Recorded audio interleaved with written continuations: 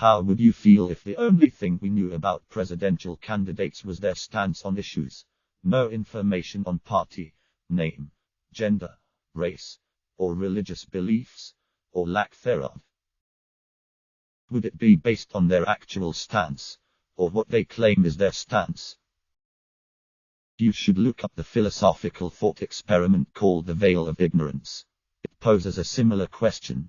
You have to look at all political, economic, and social ideas without knowing what your socio-economic position is. Pasting the reply from u can Tharmagoodman to give a more accurate description of the experiment, popularly attributed to American philosopher John Rawls. You have to look at all that and then design a society that you would want to live in. But the catch is, you don't know what your position will be. You might be at the bottom, you might be at the top. The idea is that you'll try to make the society as equitable as possible. Kind of like the kid who cuts the cake doesn't get to pick his slice.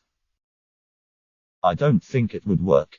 It's very easy for a politician to take a verbal stance on an issue, it's different to see their actual history and actions.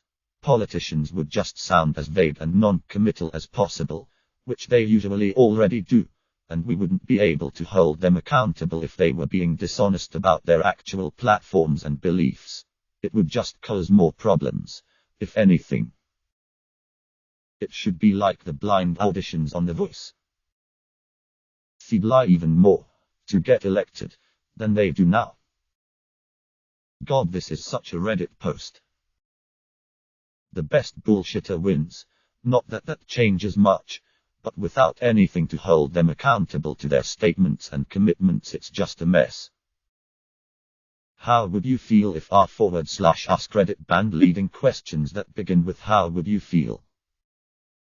Interesting in theory, but context minus in the form of values or motivations minus matters.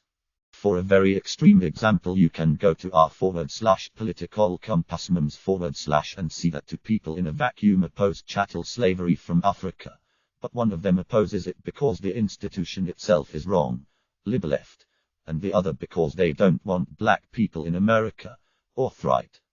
If you are curious, you could try one of the online tests that does essentially what you are asking. I usually do. Decide with https://www.decidewith.com/. I mean, for one, it isn't plausible, but also the ability to be social is important for a leader. That would be useless. Just words on a page. Everyone would jockey to write the most pandering words on a page. You need to know who those words are coming from, their background. You need to see how genuine they are when they make those promises out loud. Lmao at all the supportive comments. It's really one of the dumbest ideas I've ever read about elections. You realize a person can lie about their stance, right? Okay, so now you have 400 candidates who all say their stance is whatever is highest polling, or a slight variation thereof. Some might be true believers in those reforms, but most just take those positions cynically to get elected. How can you tell who's who? I think we need to know more than just the policies. I want to know if they're just saying things for votes or if there's proof of them actually trying to do what they say. It's all very well saying war is bad, but are you actually protesting against wars, or just saying it's bad, as an example? I'd be happy if the early primaries simply involved the basic civics contests and the person who scores the lowest is automatically disqualified from running. No, because things like leadership ability and integrity matter. Trump would have won even harder. The only reason why some of his party does not like him is because he's a dick. If this fact was hidden from them, all anyone would see is lower taxes and increase border security. Those are both things that are very popular in America. In this hypothetical, should I assume that we can read the candidates' minds and know their actual positions? If not, then the responses would be your typical empty promises or dodging of questions.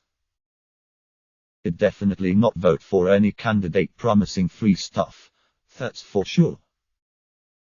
Subscribe, like and comment if you hate outros, begging you to subscribe, like and comment.